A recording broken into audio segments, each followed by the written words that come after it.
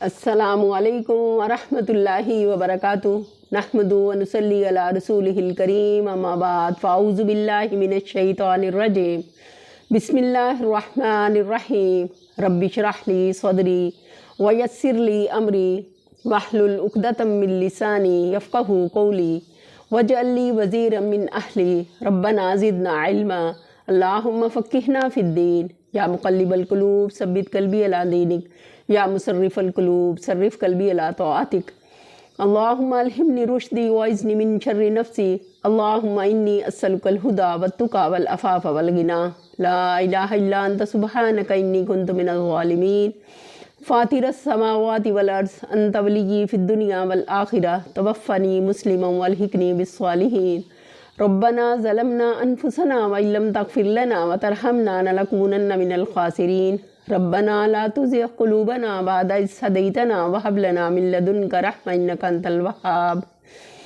ربنا آتنا من لدنك رحمة وهيئ لنا من أمرنا رشدا اللهم إني على غمرات الموت وسكرات الموت اللهم أحسن عاقبتنا في الأمور كلها وأجرنا من خزي الدنيا وعذاب الآخرة اللهم لا سهل إلا ما جعلته سهلا وأنت تجعل الحزن سهلا إذا شئت اللہم ارنا الحق حقا وارزقنا اتباعہ وارنا الباطل باطلا وارزقنا اجتنابہ اللہم بارک لنا فی اوقاتنا آمین ثم آمین یا رب العالمین۔ آج ہم اپنے لیسن کا آغاز کرتے ہیں سورہ الانعام۔ ہم پڑھ رہے ہیں پارہ نمبر 7۔ اعوذ باللہ من الشیطان الرجیم، میں پناہ مانگتی ہوں اللہ کی شیطان مردود سے۔ بسم اللہ الرحمن الرحیم، شروع اللہ کے نام سے جو بڑا مہربان نہایت رحم کرنے والا ہے۔ قل سیروا فی الارض ثم انظروا کیف کان عاقبۃ المکذبین، ان سے کہو ذرا زمین میں چل پھر کر دیکھو جھٹلانے والوں کا کیا انجام ہوا، یعنی گزری ہوئی قوموں کے آثار قدیمہ اور ان کے تاریخی افسانے شہادت دیں گے کہ صداقت و حقیقت سے منہ موڑنے اور باطل پرستی پر اصرار کرنے کی بدولت کس طرح یہ قومیں عبرتناک انجام سے دوچار ہوئیں۔ اگلی آیت ہے قل من ما فی السماوات والارض قل اللہ کتب علی نفسہ الرحمہ لیجمعنکم الی یوم القیامۃ لا ریب فیہ الذین خسروا انفسہم فہم لا یؤمنون۔ ان سے پوچھو آسمانوں اور زمین میں جو کچھ ہے وہ کس کا ہے، کہو سب کچھ اللہ ہی کا ہے۔ اس نے رحم و کرم کا شیوا اپنے اوپر لازم کر لیا، اسی لیے وہ نافرمانیوں اور سرکشیوں پر تمہیں جلدی سے نہیں پکڑ لیتا۔ قیامت کے روز وہ تم سب کو ضرور جمع کرے گا، یہ بالکل ایک غیر مشتبہ حقیقت ہے کہ جس میں کوئی شک نہیں، مگر جن لوگوں نے اپنے آپ کو خود تباہی کے خطرے میں مبتلا کر لیا ہے وہ اسے نہیں مانتے۔ کہ جو ہٹ درم قسم کے لوگ ہوتے ہیں، جب وہ حق کو پہچانتے ہوئے بار بار اس کا انکار کرتے ہیں تو پھر دلوں پر ٹھپا لگ جاتا ہے، دل زنگ آلود ہو جاتے ہیں، دل سیاہ ہو جاتے ہیں، ان میں حق کو قبول کرنے کی اہلیت ہی باقی نہیں رہتی۔ اللہ تعالیٰ ہم ایسے دل سے تیری پناہ مانگتے ہیں، اے اللہ تو ہمیں ہمیشہ ڈرنے والا دل، قلب سلیم عطا فرما، صحیح سالم دل، جیسے ہی ہم حق کو دیکھیں فوراً سے اس پر ایمان لانے والے ہوں۔ اگلی آیت ہے وَلَهُ مَا سَكَنَ فِي اللَّيْلِ وَالنَّهَارِ وَهُوَ السَّمِيعُ الْعَلِيمُ۔ رات کے اندھیرے اور دن کے اجالے میں جو کچھ ٹھہرا ہوا ہے سب اللہ کا ہے اور وہ سب کچھ سنتا اور جانتا ہے۔ اللہ ہر چیز سے باخبر ہے۔ اگلی آیت ہے قُلْ أَغَيْرَ اللَّهِ أَتَّخِذُ وَلِيًّا فَاطِرِ السَّمَاوَاتِ وَالْأَرْضِ وَهُوَ يُطْعِمُ وَلَا يُطْعَمُ قُلْ إِنِّي أُمِرْتُ أَنْ أَكُونَ أَوَّلَ مَنْ أَسْلَمَ وَلَا تَكُونَنَّ مِنَ الْمُشْرِكِينَ۔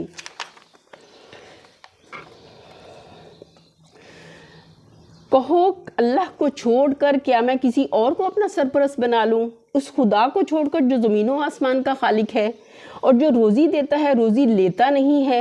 کہو مجھے تو یہی حکم دیا گیا ہے کہ سب سے پہلے میں اس کے آگے سر تسلیم خم کر دوں۔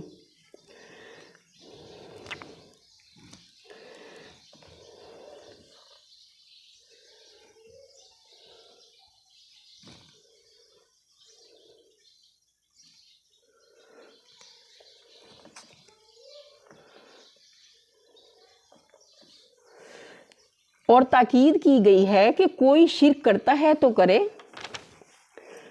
تو بہرحال مشرکوں میں شامل نہ ہو، کہ ہر ایک اپنے کیے کا ذمہ دار ہے۔ جو پیچھے ہم نے پڑھا کہ جو کچھ بھی زمین و آسمان میں ہے سب کچھ اللہ ہی کا ہے، یہ ایک لطیف انداز بیان ہے۔ پہلے حکم ہوا کہ ان سے پوچھو زمین و آسمان کی موجودات کس کی ہیں۔ سائل نے سوال کیا اور جواب کے انتظار میں ٹھہر گیا۔ مخاطب اگرچہ خود قائل ہے کہ سب کچھ اللہ کا ہے، لیکن نہ تو وہ غلط جواب دینے کی جرات رکھتے ہیں اور نہ صحیح جواب دینا چاہتے ہیں، کیونکہ اگر صحیح جواب دیتے تو انہیں خوف ہے کہ مخالف اس سے ان کے مشرکانہ عقیدے کے خلاف استدلال کرے گا، اس لیے وہ کچھ جواب نہیں دیتے۔ تب حکم ہوتا ہے کہ تم خود ہی کہو کہ سب کچھ اللہ کا ہے۔ آگے دیکھتے ہیں کہ زمین و آسمان کا جو خالق ہے، جو روزی دیتا ہے، روزی لیتا نہیں ہے۔ اس میں ایک لطیف تعریض ہے۔ مشرکوں نے اللہ کے سوا جن جن کو اپنا خدا بنا رکھا ہے، وہ سب اپنے اپنے ان بندوں کو رزق دینے کے بجائے الٹا ان سے رزق پانے کے محتاج ہیں، کیونکہ فرعون خدائی کے ٹھاٹ نہیں جما سکتا جب تک کہ اس کے بندے اسے ٹیکس اور نذرانے نہ دے۔ کسی صاحب قبر کی شان معبودیت قائم نہیں ہو سکتی جب تک کہ وہ اور جب تک اس کے پرستار اس کا شاندار مقبرہ تعمیر نہ کریں۔ کسی دیوتا کا دربار خداوندی سج نہیں سکتا جب تک کہ اس کے پجاری اس کا مجسمہ بنا کر کسی عالی شان مندر میں نہ رکھیں اور اس کو تزئین و آرائش کے سامانوں سے آراستہ نہ کریں۔ سارے بناوٹی خدا بیچارے خود اپنے بندوں کے محتاج ہیں۔ صرف ایک خداوند عالم ہی وہ حقیقی خدا ہے جس کی خدائی آپ اپنے بلبوتے پر قائم ہے، جو کسی کی مدد کا محتاج نہیں بلکہ سب اسی کے محتاج ہیں۔ آگے دیکھتے ہیں۔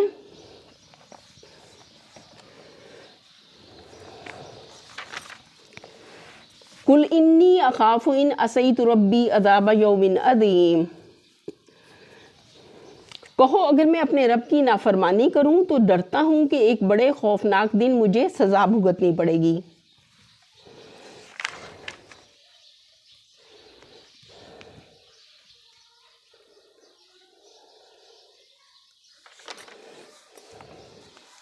ہاں جی،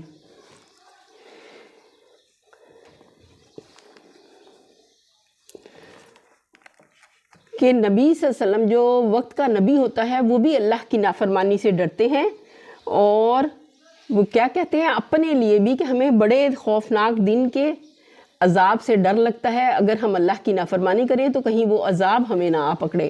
تو جہاں انبیاء اپنے لیے اتنے کانشس ہیں، وہاں امت کس بنا پر اپنے آپ کو مطمئن کر سکتی ہے کہ ایک موقع پہ نبی صلی اللہ علیہ وسلم نے فرمایا کہ ہر انسان اللہ کی رحمت کے ساتھ جنت میں داخل ہوگا، نہ کہ اپنے اعمال کی بنا پہ، کہ ہر انسان سے کچھ نہ کچھ کمی بیشی ہو جاتی ہے، تو جب تک اللہ کی رحمت نہ ڈھانپ لیں ہم جنت میں بھی نہیں جا سکتے۔ آگے دیکھتے ہیں۔ مَن یُصْرَفْ عَنْهُ یَوْمَئِذٍ فَقَدْ رَحِمَ وَذَلِکَ الْفَوْزُ الْمُبِینُ، اس دن جو سزا سے بچ گیا اس پر اللہ نے بڑا ہی کرم کیا، اور یہی نمایاں کامیابی ہے، اصل کامیابی آخرت کی کامیابی ہے۔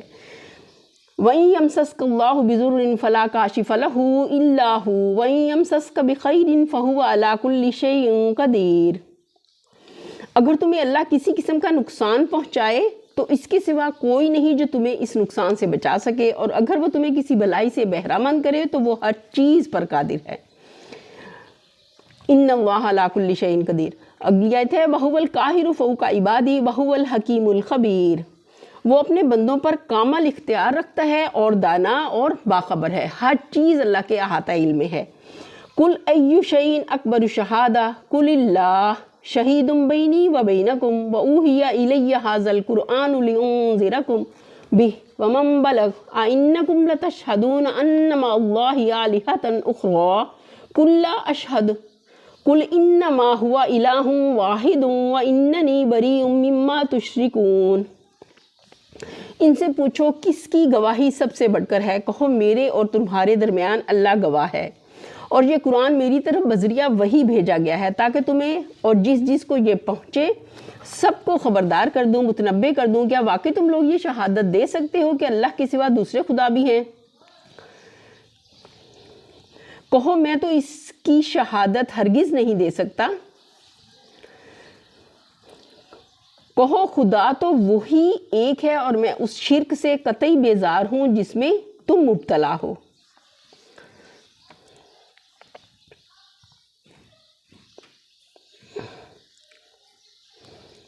ہاں جی، یعنی اس بات پر گواہ ہے کہ میں اس کی طرف سے مامور ہوں اور جو کچھ کہہ رہا ہوں اسی کے حکم سے کہہ رہا ہوں، اپنی خواہش سے نبی صلی اللہ علیہ وسلم نے کچھ بھی نہیں کہا۔ قرآن اس بات کی گواہی دیتا ہے کہ وہ نہیں کہتے مگر وہی جو ان کی طرف وحی کیا جاتا ہے۔ پھر کسی چیز کی شہادت دینے کے لیے محض قیاس یا گمان کافی نہیں، بلکہ اس کے لیے علم ہونا ضروری ہے، جس بنا پر آدمی یقین کے ساتھ کہہ سکے کہ ایسا ہے۔ پس سوال کا مطلب یہ ہے کہ کیا واقعی تمہیں یہ علم ہے کہ اس جہان ہست و بود میں خدا کے سوا اور بھی کوئی کارو فرما حاکم ذی اختیار ہے جو بندگی و پرستش کا مستحق ہو؟ اللہ تعالیٰ سوال کر رہے ہیں اس میں، یعنی اگر تم علم کے بغیر محض جھوٹی شہادت دینا چاہتے ہو تو دو، میں تو ایسی شہادت نہیں دے سکتا۔ نبی صلی اللہ علیہ وسلم اپنے آپ کو اس سے مبرہ قرار دیتے ہیں۔ اگلی آیت ہے الذین آتیناہم الکتاب یعرفونہ کما یعرفون ابناءہم الذین خسروا انفسہم فہم لا یؤمنون۔ جن لوگوں کو ہم نے کتاب دی ہے وہ اس بات کو اس طرح غیر مشتبہ طور پر پہچانتے ہیں جیسے ان کو اپنے بیٹوں کے پہچاننے میں کوئی اشتباہ نہیں آتا، مگر جنہوں نے اپنے آپ کو خود خسارے میں ڈال دیا ہے وہ اسے نہیں مانتے۔ یعنی کتب آسمانی کا علم رکھنے والے اور اس حقیقت کو غیر مشتبہ طور پر پہچانتے ہیں کہ اللہ ایک ہی ہے اور خدائی میں کسی کا کچھ حصہ نہیں۔ جس طرح کسی کا بچہ بہت سے بچوں میں ملا جلا کر کھڑا ہو تو وہ لوگ پہچان لے گا کہ اس کا بچہ کون سا ہے، اسی طرح جو شخص کتاب الہی کا علم رکھتا ہو وہ الوہیت کے متعلق لوگوں کے بے شمار مختلف عقیدوں اور نظریوں کے درمیان بلا کسی شک و اشتباہ کے یہ پہچان لیتا ہے کہ اس میں امر حق کون سا ہے۔ آگے دیکھتے ہیں،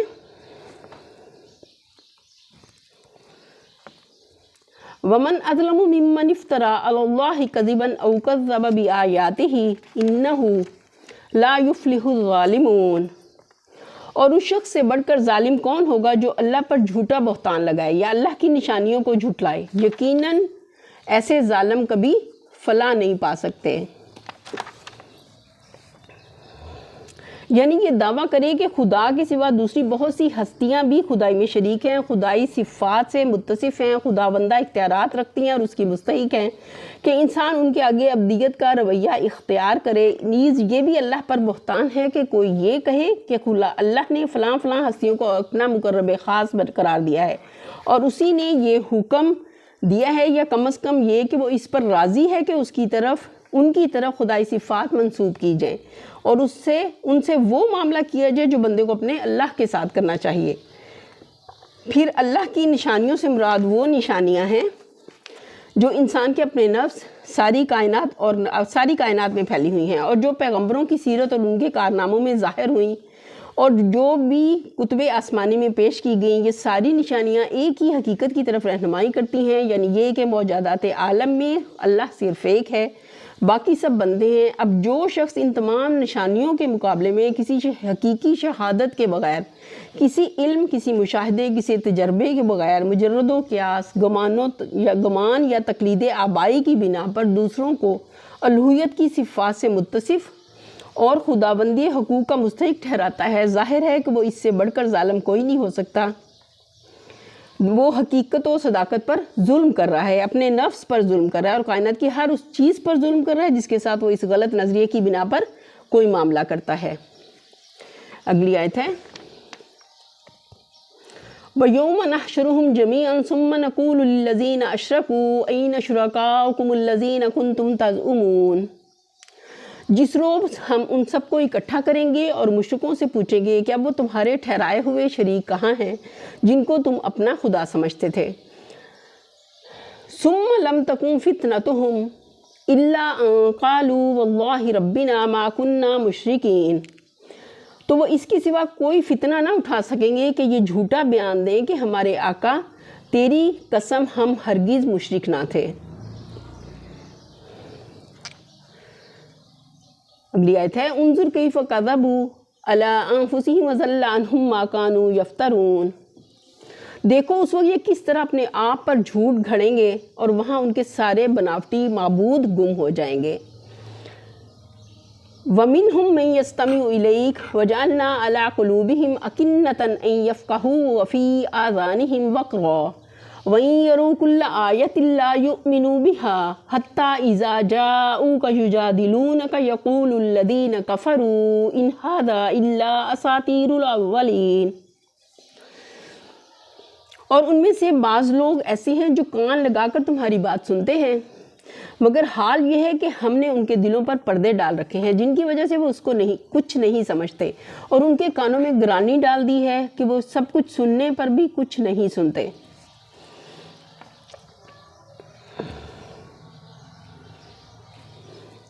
وہ خواہ کوئی نشانی دیکھ لیں اس پر ایمان لا کر نہ دیں گے۔ حد یہ ہے کہ جب وہ تمہارے پاس آ کر تم سے جھگڑتے ہیں تو ان میں سے جن لوگوں نے انکار کا فیصلہ کر لیا ہے وہ ساری باتیں سننے کے بعد یہی کہتے ہیں کہ یہ ایک داستان پارینہ کے سوا کچھ نہیں۔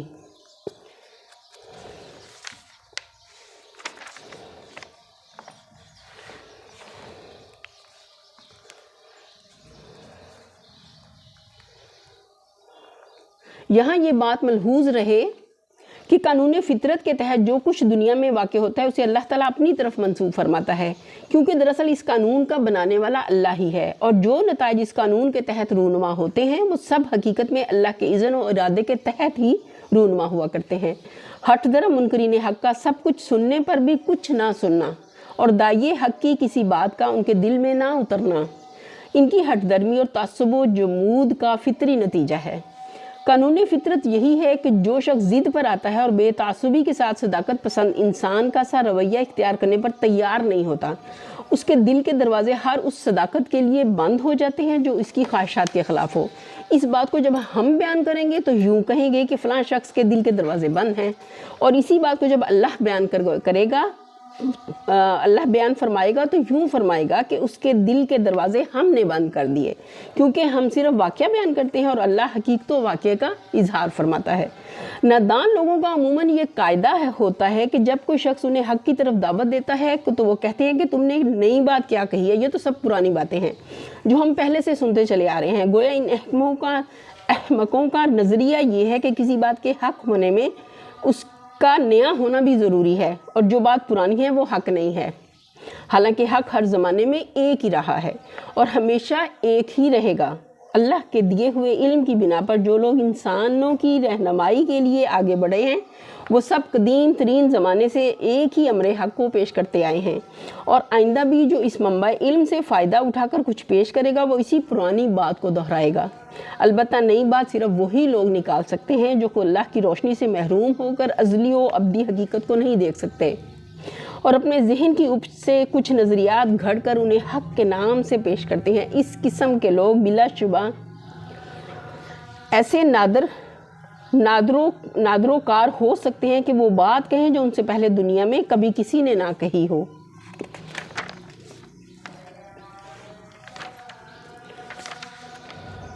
وَهُمْ يَنْهَوْنَ عَنْهُ وَيَنْأَوْنَ عَنْهُ وَإِنْ يُهْلِكُونَ إِلَّا أَنفُسَهُمْ وَمَا يَشْعُرُونَ۔ وہ اس امر حق کو قبول کرنے سے لوگوں کو روکتے ہیں اور خود بھی اس سے دور بھاگتے ہیں۔ وہ سمجھتے ہیں کہ اس حرکت سے تمہارا کچھ بگاڑ رہے ہیں، حالانکہ دراصل وہ خود ہی اپنی تباہی کا سامان کر رہے ہیں مگر اسے ان کا شعور نہیں ہے۔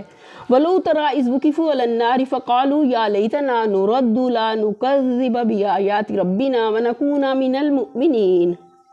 کاش تم اس وقت کی حالت دیکھ سکتے جب وہ دوزخ کے کنارے کھڑے کیے جائیں گے، اللہم اجرنا من النار۔ اس وقت وہ کہیں گے کہ کاش کوئی صورت ایسی ہو کہ ہم دنیا میں واپس بھیجے جائیں اور اپنے رب کی نشانیوں کو نہ جھٹلائیں اور ایمان لانے والوں میں شامل ہوں۔ سب سے بڑی حسرت اس دن ان کی کیا بننے والی ہے کہ کاش ہم ایمان والے ہوتے۔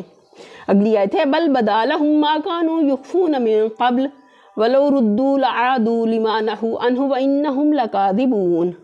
در حقیقت یہ بات وہ محض اس وجہ سے کہیں گے کہ جس حقیقت پر انہوں نے پردہ ڈال رکھا تھا وہ اس وقت بے نقاب ہو کر ان کے سامنے آ چکی ہوگی، ورنہ اگر انہیں سابق زندگی کی طرف واپس بھیجا جائے تو پھر وہی سب کچھ کریں گے جس سے انہیں منع کیا گیا ہے کہ وہ تو ہیں ہی جھوٹے، اسی لیے اپنی خواہش کے اظہار میں جھوٹ ہی سے کام لیں گے۔ یعنی ان کا یہ قول در حقیقت عقل و فکر کے کسی صحیح فیصلے اور کسی حقیقی تبدیلی رائے کا نتیجہ نہ ہوگا بلکہ محض مشاہدہ حق کا نتیجہ ہوگا۔ جس کے بعد ظاہر ہے کہ کوئی کٹے سے کٹا کافر بھی انکار کی جرت نہیں کر سکتا۔ وَقَالُوا إِنْ هِيَ إِلَّا حَيَاتُنَا الدُّنْيَا وَمَا نَحْنُ بِمَبْعُوثِينَ۔ آج یہ لوگ کہتے ہیں کہ دنیا کی جو زندگی جو کچھ بھی ہے بس یہی دنیا کی زندگی ہے اور ہم مرنے کے بعد ہرگز دوبارہ نہ اٹھائے جائیں گے۔ دیکھیں کتنا بڑا دھوکہ انسان اپنے آپ کو دیتا ہے۔ اصل زندگی تو آخرت کی زندگی ہے، دنیا چند روزہ ہے، حقیقی اور اصل زندگی آخرت کی ہے۔ وَلَوْ تَرَىٰ إِذْ وُقِفُوا عَلَىٰ رَبِّهِمْ قَالَ أَلَيْسَ هَٰذَا بِالْحَقِّ قَالُوا بَلَىٰ وَرَبِّنَا قَالَ فَذُوقُوا الْعَذَابَ بِمَا كُنتُمْ تَكْفُرُونَ۔ کاش وہ منظر تم دیکھ سکو جب یہ اپنے رب کے سامنے کھڑے کیے جائیں گے۔ اس وقت ان کا رب ان سے پوچھے گا کہ کیا یہ حقیقت نہیں ہے؟ یہ کہیں گے ہاں ہے ہمارے رب، یہ حقیقت ہی ہے۔ وہ فرمائے گا اچھا تو اب اپنے انکار حقیقت کی پاداش میں عذاب کا مزہ چکھو۔ ہم اللہ کے عذاب سے، اس کی رحمت کا سوال کرتے ہیں اور اس کے عذاب سے اللہ کی پناہ مانگتے ہیں۔ ہم تو دنیا کی تکلیف بھی برداشت نہیں کر سکتے، کہاں آخرت کا ہمیشگی کا عذاب۔ اللہ ہم ایک لمحے بھی جہنم کے عذاب کو برداشت کرنے کی سکت نہیں رکھتے۔ ہم سے تو جون جولائی کی گرمی برداشت نہیں ہوتی، کہاں آخرت میں جہنم کا عذاب، آگ میں جلنے کا عذاب، لوہے کی زنجیروں سے جکڑے جانا اور گلے میں بھی لوہے کے توق کا ڈالنا اور پھر جہنم کی آگ میں جلنا جو 3000 سال تک جلائے گی۔ کتنا شدید تر ہوگا وہ عذاب کہ جس کو سوچ کر بھی ہول آتے ہیں، اٹھتے ہیں کہ ہم اس کو ایک سیکنڈ کے لیے بھی برداشت نہیں کر سکتے۔ اللہ ہم تجھ سے تیری رحمت کا سوال کرتے ہیں اور ایسے اعمال کا جو ہمیں تیری رضا کو پہنچا دے، تو ہم سے راضی ہو جائے اور ہمیں اپنی رحمت کے ساتھ جنت میں داخلے کا اہل کر دے۔ اے باری تعالیٰ تو اپنی رحمت کے ساتھ ہمیں جہنم کے عذاب سے بچا لینا اور جنت نعیم کے وارثوں میں شامل فرمانا۔ یہیں پر ہم اپنے لیسن کا اختتام کرتے ہیں۔ وآخر دعوانا الحمدللہ رب العالمین، سبحان ربک رب العزت عما یصفون وسلام علی المرسلین والحمدللہ رب العالمین۔ آمین ثم آمین یا رب العالمین۔ السلام علیکم ورحمۃ اللہ وبرکاتہ۔